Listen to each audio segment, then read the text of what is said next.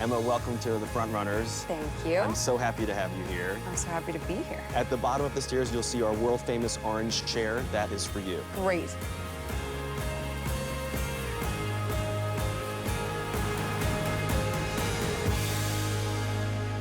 Hi, I'm Dave Karger here at the TCL Chinese Theater on Fandango FrontRunners, and I'm so happy to be joined by Emma Stone, one of the co-stars of Birdman. Emma, welcome. Thank you very much. This is a very different kind of movie for you, Birdman. How frightening was it when you first stepped on the set the first day? Well, I think it was kind of a very different movie for everyone.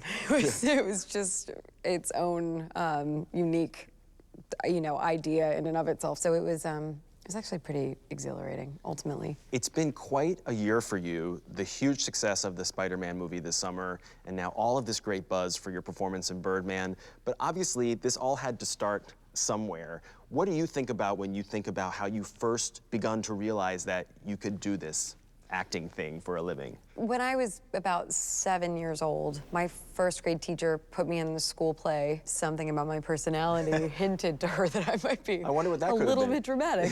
And so I fell in love with it. And then a few years went by, and I was a really, really anxious kid. I remembered how I had felt doing that play when I was 7. So when I was about 11, I told my parents that if I didn't act, I would die.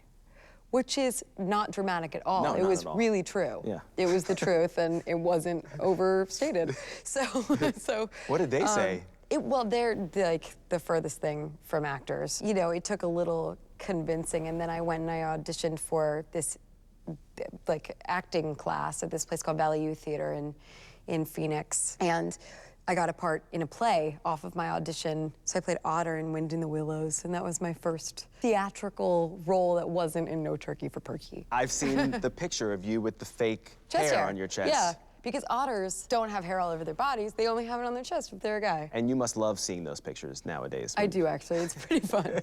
Was there someone there at this youth theater who really inspired you that you think back to? Yeah, the artistic director of the theater is named Bob Cooper, and I wish every kid got this opportunity, but you know how sometimes shy kids, when they join the debate team or something that kind of forces you into the opposite of what you're feeling, it opens up this whole part in you.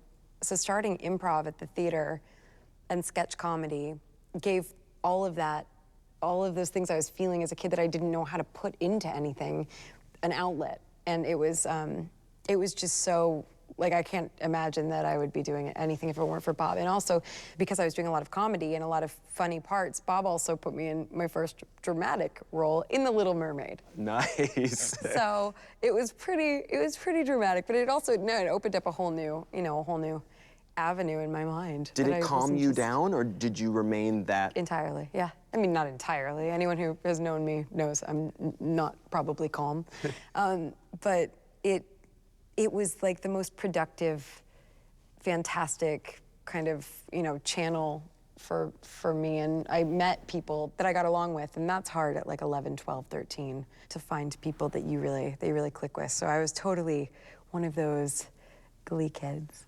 Okay, so at this point in the show, I want to take a look at my favorite scene of yours from Birdman. We're going to watch it together with these remotes in our hand. Okay. And we can pause it and talk about key moments in the scene. You're playing Michael Keaton's character's daughter. Now, Michael Keaton's character is a former action hero who's trying to make something of a comeback by starring in and directing a Broadway play. Yes. So this is a particularly heated conversation that you're having. Let's take a look at Birdman. This is my chance to finally do some work that actually means something. It means something to who? You had a career, Dad, before the third comic book movie. Before people started to forget who was inside that bird costume. It's actually one of my favorite things about this movie is that you kind of trip over the line a little bit. Yeah. And one of the things I like about this movie is that those moments were kept in. Yeah. Is that because the takes were so long that you just had to keep going even if it wasn't perfect? You had to keep going. I mean, unless you forgot what you were doing, you kept going until you heard yes or no yelled from the other room. We rehearsed so much, and because it was so kind of finely tuned and choreographed, that anything that felt, free and genuine came out of just, any raw emotion he wanted to keep in. Well, this movie is certainly filled with raw emotion, as we're about to see. You were doing a play based on a book that was written 60 years ago for 1,000 rich old white people whose only real concern is going to be where they go to have their cake and coffee when it's over. Nobody gives a shit but you.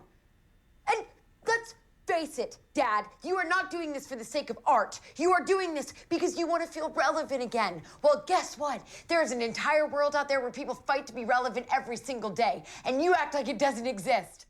Now, I have two questions here. First of all, how close is the camera to your face? That close. Right. And what is Michael giving you on the part where we can't see him? He's right there as Riggin. I mean, he's so overwhelmed by everything that I think kind of alternated between just not being able to tolerate it and paying attention to what she's saying to him. But he was fully present for that whole thing. He didn't like turn away and hide. Well, you're not done yet. Things are happening in a place that you ignore. A place that, by the way, has already forgotten about you. I mean, who the fuck are you? You hate bloggers, you mock Twitter, you don't even have a Facebook page. You're the one who doesn't exist. Now, irony alert. Last I checked, Michael Keaton in real life has Twitter. Yeah. And yet you don't. Right. So there. Yeah. So who's the one that doesn't Michael exist? Keaton. Who doesn't exist? I don't exist. All right, let's keep going. You're doing this because you're scared to death, like the rest of us, that you don't matter. And you know what? You're right. You don't. It's not important, okay? You're not important. Get used to it. Okay, so here's the moment for me. Right now, I think you're feeling smug, like you've just let him have it, you've told him, right? In my mind, this is something that she rehearsed over and over in rehab. This is something she wrote down and she has always wanted to say, or she wrote in her journal, and she's finally getting a chance to just like throw it at him. It's an amazing reaction.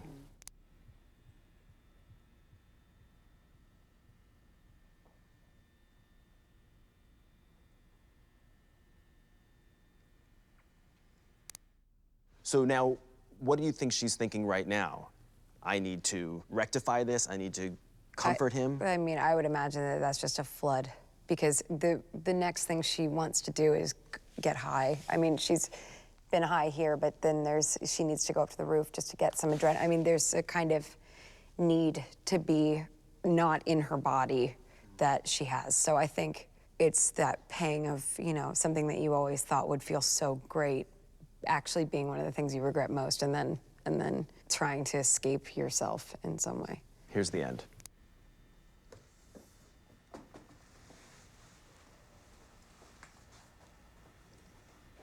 Dad.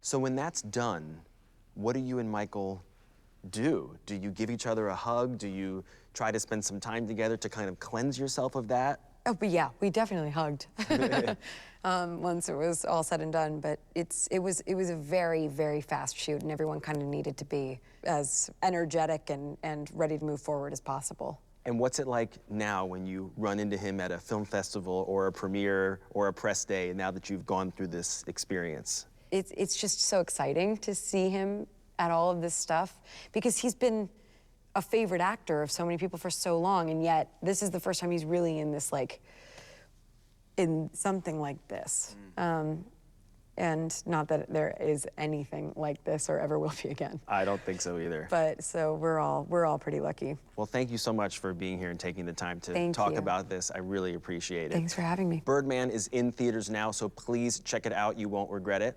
And thanks so much for watching Fandango FrontRunners. So Emma, to thank you for being here today, we have made you your own personalized Emma Stone in Birdman Fandango gift card. Thank you so much. So enjoy. Okay, so now I take you over here. We do a little photo. You ready?